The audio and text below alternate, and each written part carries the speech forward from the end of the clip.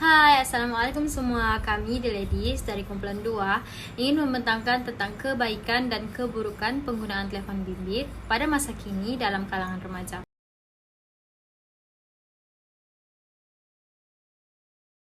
Telefon pintar telah menjadi sebahagian daripada kehidupan belia moden.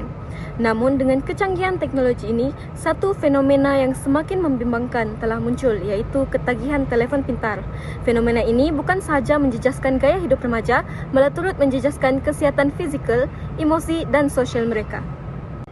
Pada masa kini, penggunaan telefon pintar telah menjadi fenomena yang tak terhindarkan dalam kehidupan sehari-hari pelajar.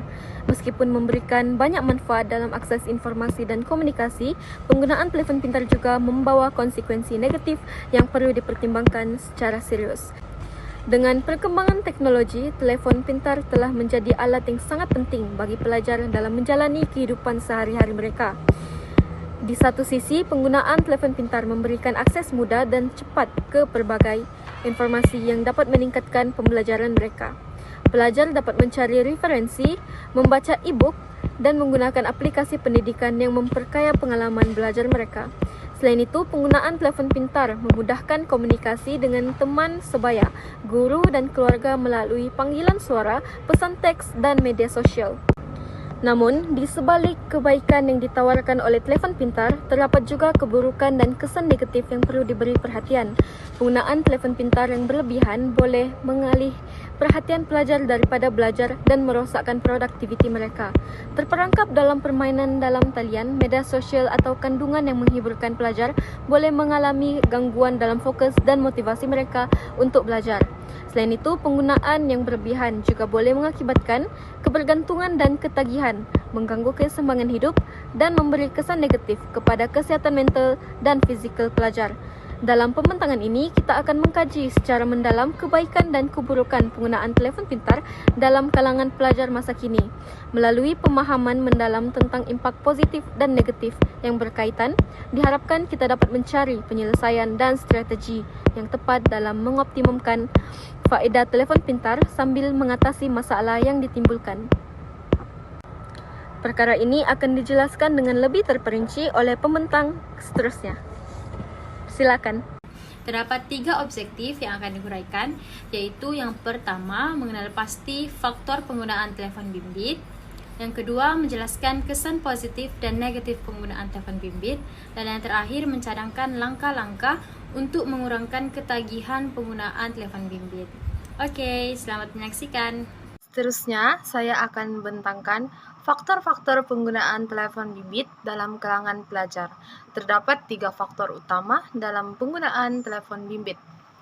Yang pertama, yaitu untuk mencari maklumat atau data. Faktor yang kedua, yaitu berhubungan dengan individu lain dalam keadaan jarak jauh.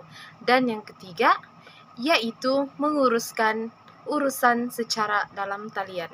Isi yang pertama yaitu mencari data atau maklumat.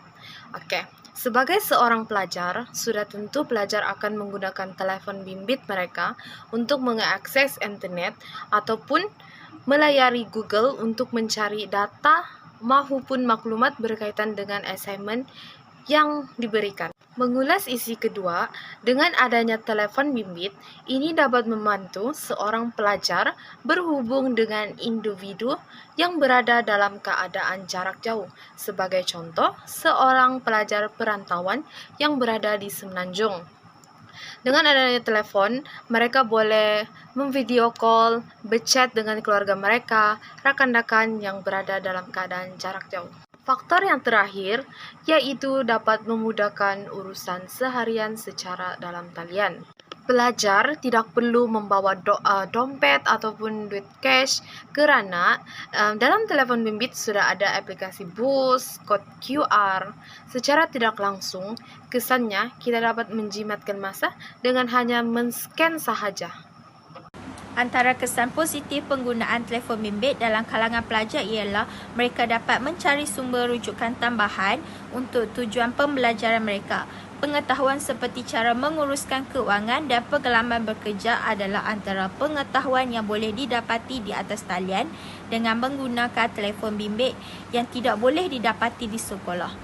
Pelajar juga boleh menambah kemahiran seperti memasak, membaiki peralatan dan juga membina perabot daripada barang terpakai dengan menggunakan kaedah telefon bimbit.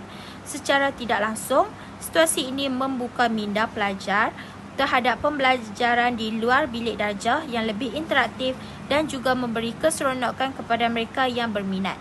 Tegasnya, dengan penggunaan telefon bimbit yang betul, pelbagai manfaat yang boleh diperoleh. Alternatif kedua ialah telefon bimbit merupakan alat komunikasi pelajar antara guru, rakan-rakan dan keluarga. Kemudahan ini perlulah dimanfaatkan sebaiknya oleh pelajar kerana dibandingkan pada zaman dahulu, cara untuk berkomunikasi adalah sukar dan memakan masa yang begitu lama. Dengan menggunakan telefon bimbit, pelajar boleh menghubungi rakan atau guru jika mempunyai masalah dalam melakukan sesebuah tugasan yang diberikan atau tidak memahami dalam sesuatu perkara. Tambahan lagi, bagi pelajar yang berada di luar kawasan tempat tinggal, bolehlah menggunakan telefon bimbit untuk menghubungi keluarga yang jauh. Sebagai contoh, pelajar yang menuntut pengajian di luar negara yang ingin berhubung dengan keluarga. Walaupun hanya dengan panggilan suara, secara tidak sedar ia dapat meningkatkan motivasi dan semangat seseorang dalam menjalani kehidupan sebagai seorang pelajar. Jelaslah di sini bahawa penggunaan telefon bimbit sangat penting kepada pelajar pada zaman kini. Kesan negatif akan diperoleh jika tidak dikawal. Antara kesan buruk yang akan diperoleh oleh pelajar jika menyalahgunakan telefon bimbit adalah mereka akan terjerumus kepada pengaruh atau anasir yang tidak sihat. Kehadiran teknologi internet telah membuatkan pelbagai informasi dari seluruh pelosok dunia disebar dan dicapai oleh sesiapa sahaja tanpa sebarang tapisan. Sebagai contoh, mereka dapat mengakses video-video yang tidak bertamadun seperti video-video lucah dan filem yang berunsurkan keganasan. Tambahan lagi, apabila pelajar tersebut gemar mengakses anasir-anasir yang tidak baik, ia akan menjerumuskan pelajar tersebut untuk melakukan perkara tersebut sehingga berlakunya kes seperti jenayah, rogol, membunuh, merompak dan sebagainya kerana mereka terpengaruh untuk melakukannya. Para pelajar yang terdiri daripada golongan remaja akan terjerumus dalam melakukan kegiatan tersebut.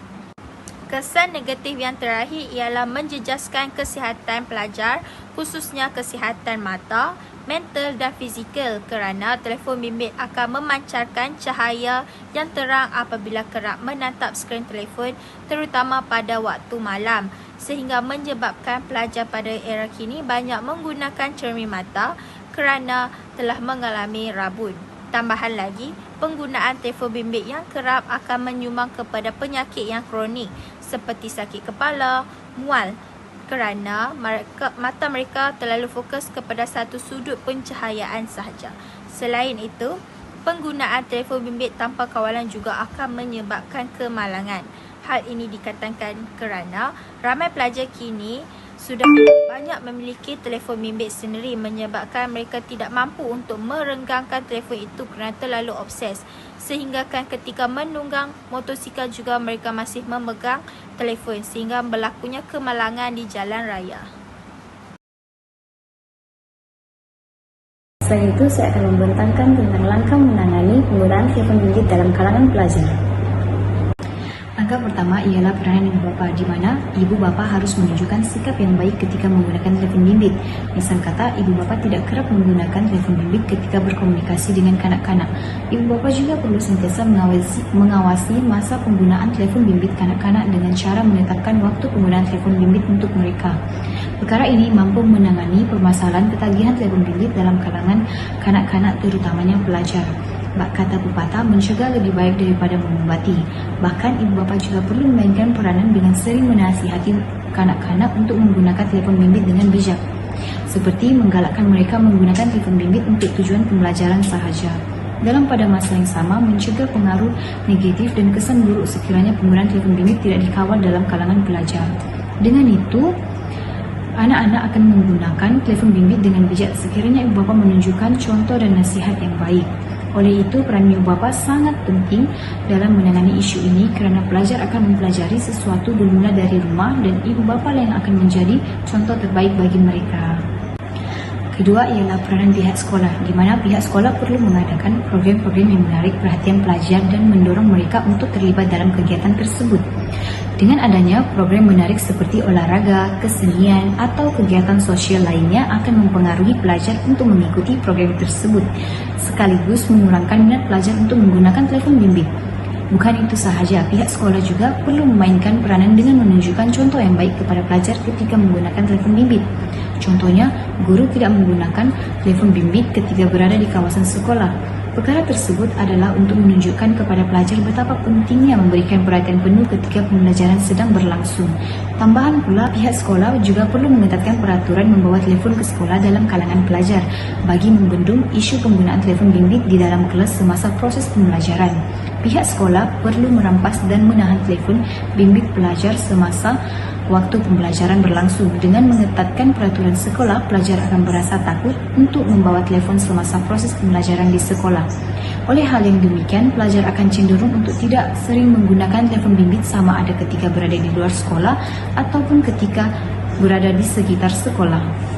Ketiga ialah mengawal penggunaan telefon bimbit, di mana setiap pelajar perlu menghabiskan waktu penggunaan telefon bimbit dengan mengisi masa lapang, seperti menjalankan berbagai aktiviti yang berfaedah lebih baik berbanding menggunakan telefon bimbit sepanjang masa.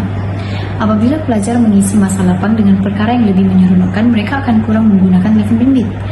Menghabiskan waktu penggunaan telefon bimbit 3 jam sehari lebih baik berbanding menggunakan telefon bimbit lebih daripada 5 jam sehari.